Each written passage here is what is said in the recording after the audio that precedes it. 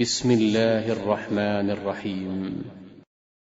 والسماء والطارق وما أدراك ما الطارق النجم الثاقب إن كل نفس لما عليها حافظ فلينظر الإنسان مما خلق من ماء دافق يخرج من بين الصلب والترائب إنه على رجعه لقادر يوم تبلى السرائر فما له من قوة ولا ناصر والسماء ذات الرجع والأرض ذات الصدع إنه لقول فصل وما هو بالهزل إنهم يكيدون كيدا وأكيد كيدا